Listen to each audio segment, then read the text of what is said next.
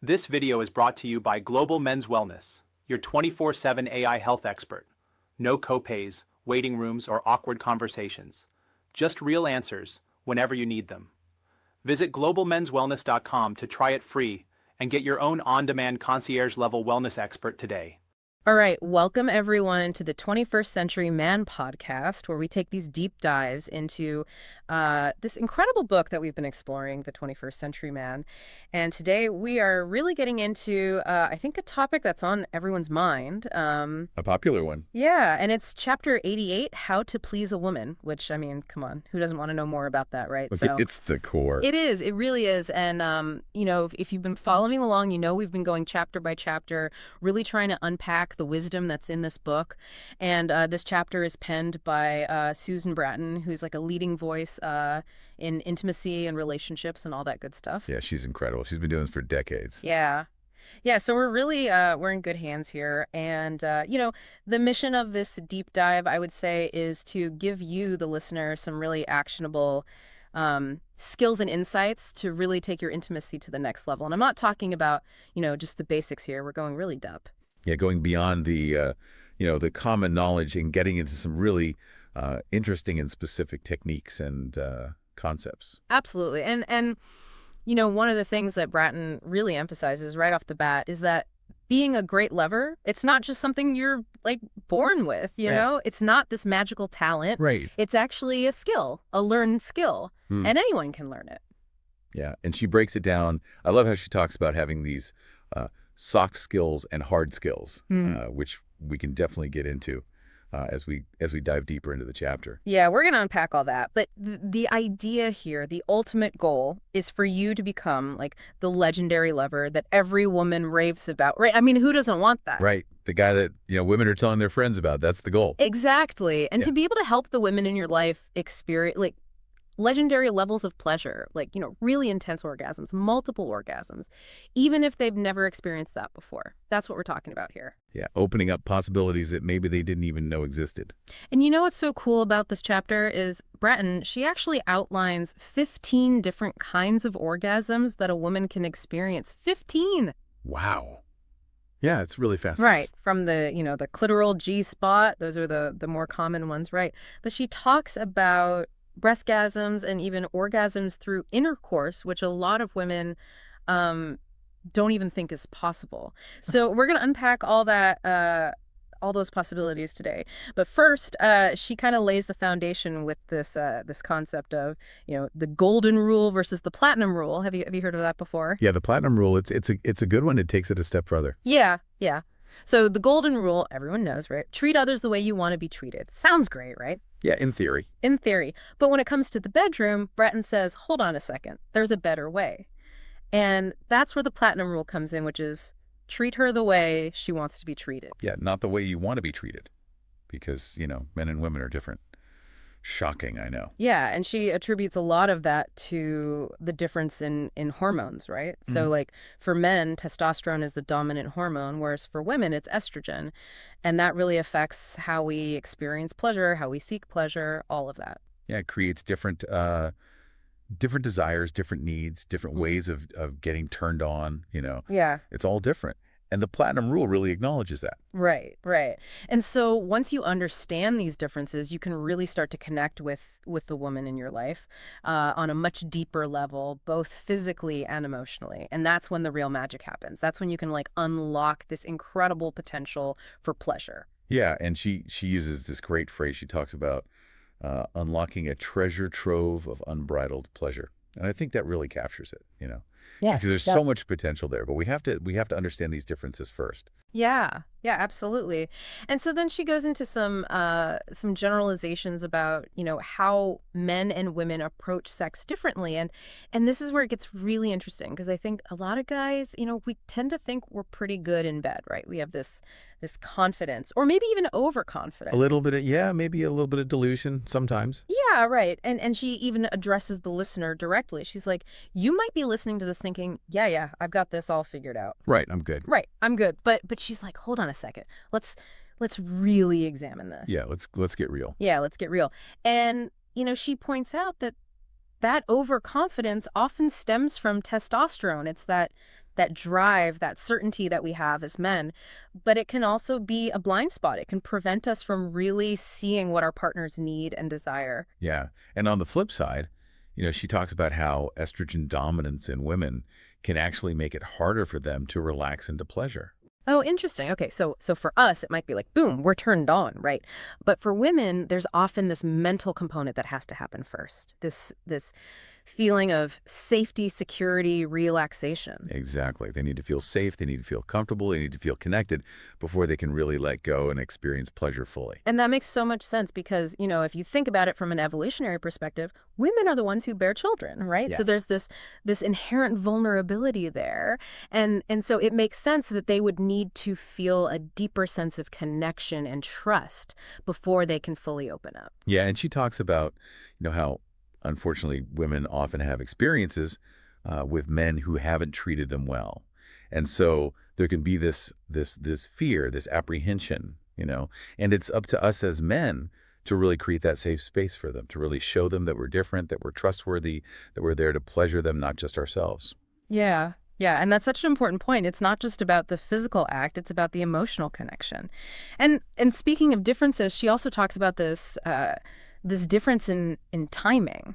Oh, yeah. Right. So for men, it's like, 30 seconds, we're ready to go. In our 30s and 40s, yeah, she says. Yeah, in our 30s and 40s, yeah. But for women, it could take, 20 minutes or more. 20 minutes, that's like a whole different world. Totally different time frame. And that's where I think a lot of couples run into trouble, right? Because we're ready to go, and she's like, wait, hold on a second, I'm not there yet. Yeah, we're thinking, what's taking so long? And they're thinking, slow down. Exactly. And then she talks about this really interesting concept of the visibility of erectile tissue. Oh, yeah, the banana diagrams. Yes, the banana diagrams. So in the book, she has these illustrations, figures 88.1 and 88.2, that show this. And it's basically like for men, half of our erectile tissue is external. It's visible.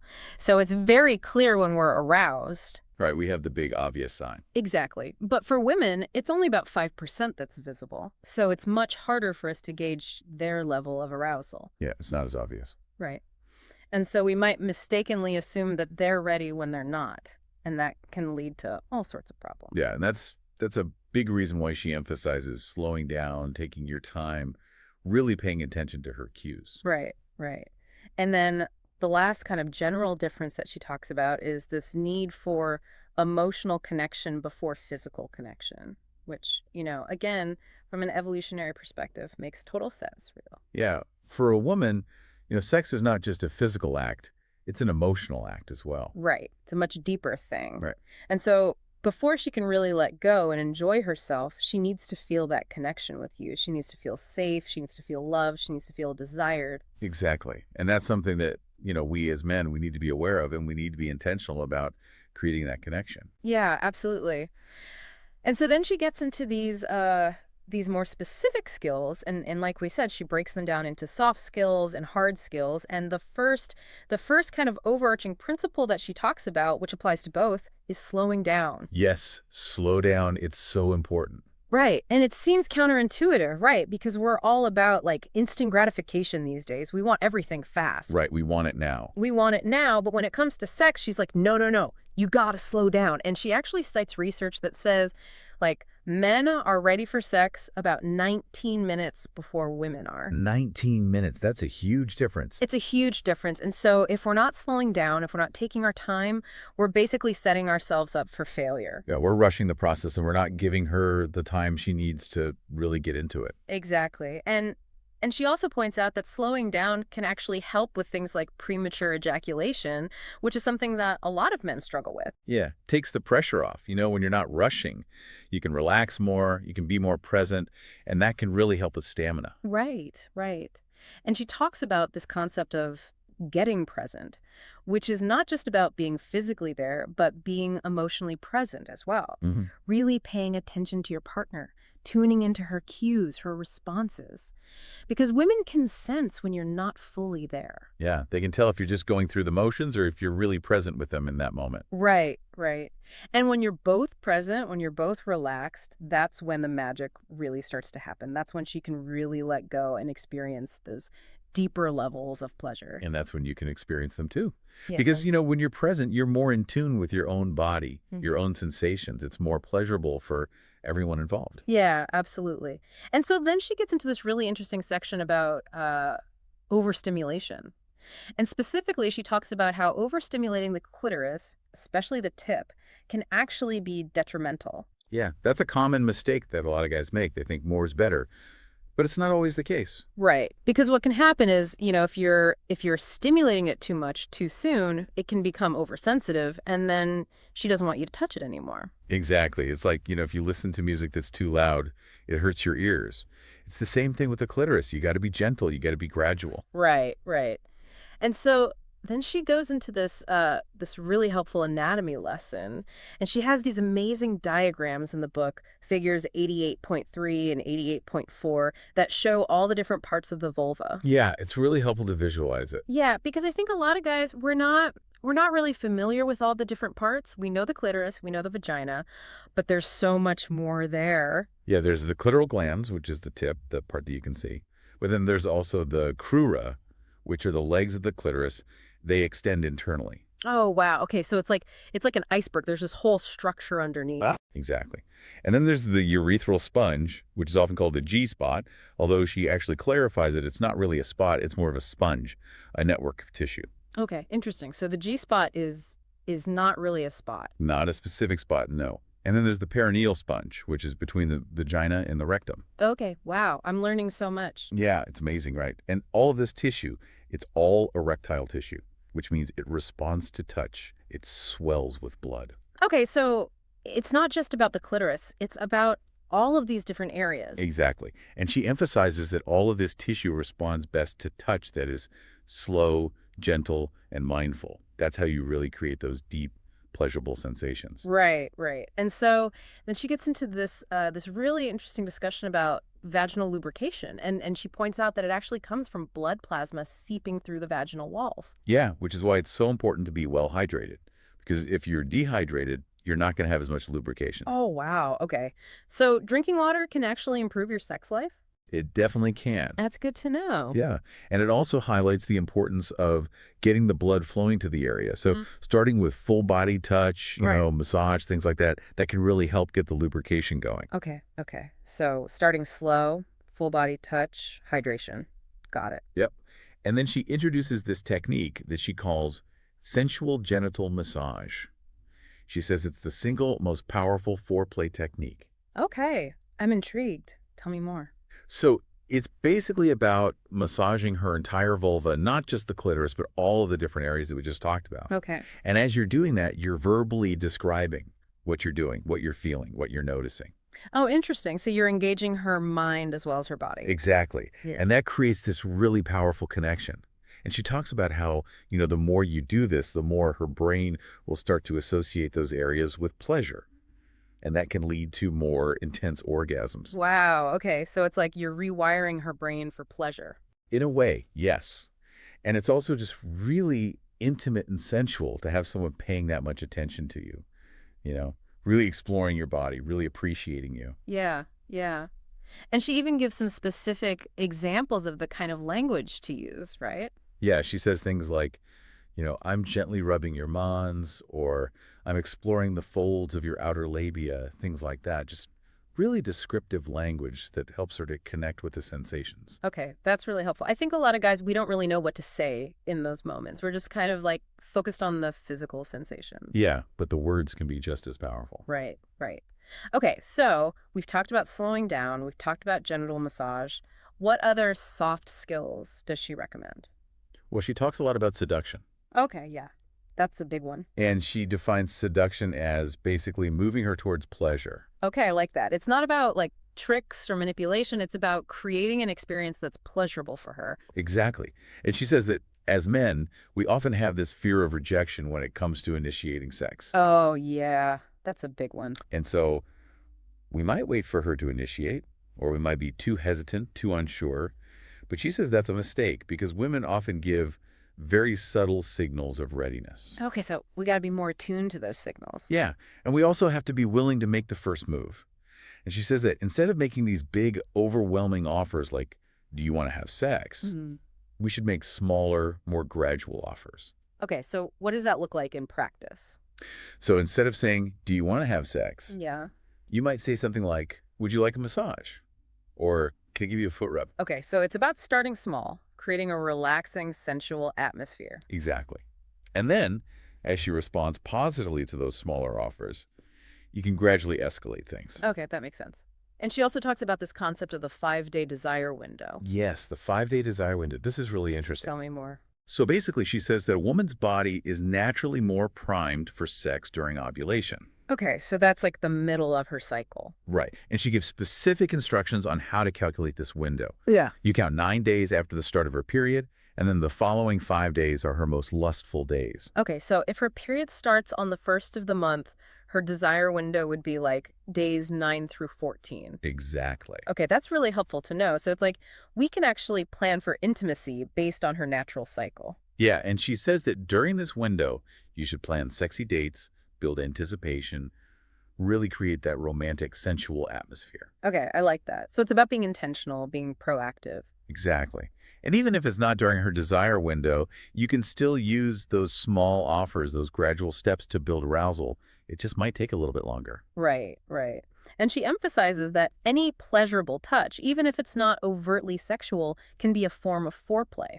Yeah, so holding her hand, giving her a back rub, just cuddling on the couch, all of that can contribute to arousal. Okay, so it's not just about like the typical erogenous zones. It's about like the whole body. Exactly. The whole body is a erogenous zone. I love that. Okay, so we've covered a lot of the soft skills. What about the hard skills? Well, she talks about the bullseye touch technique. Okay, I remember this from the book. It's that diagram, figure 88.5, right? The archery target. Yeah, exactly. And the idea is that you start with the outer rings of the target, which are the non-genital areas, and then you gradually work your way in to the bullseye, which is the genitals. Okay, so it's like you're building anticipation. You're not just going straight for the main event. Right. You're warming her up. You're getting her body and mind ready.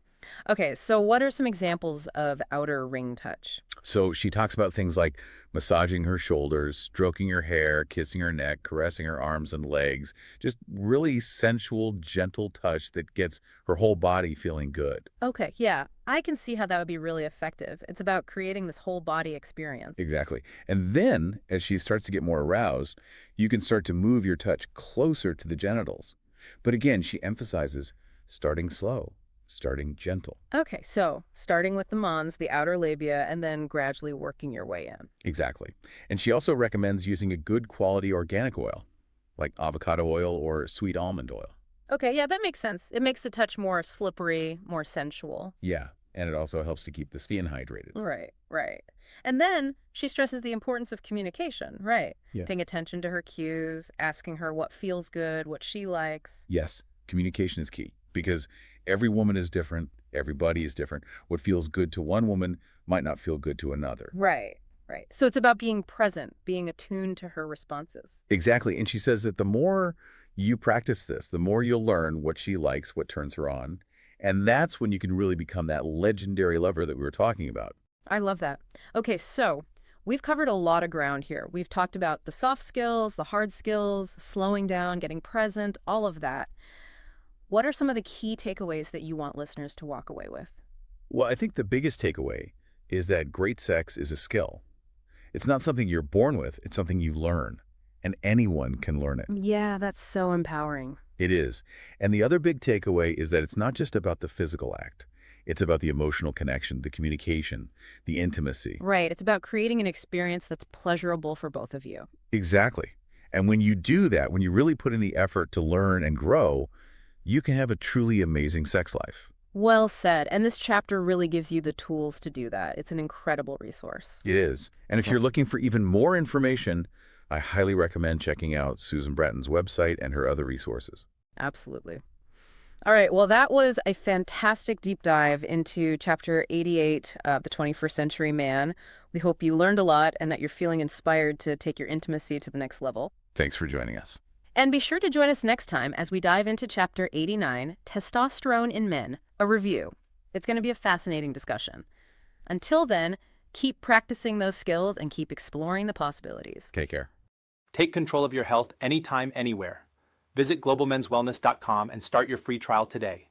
Get expert-level answers in seconds, not weeks, without the cost, the wait, or the awkward conversations. Real support on your terms. Visit globalmenswellness.com now.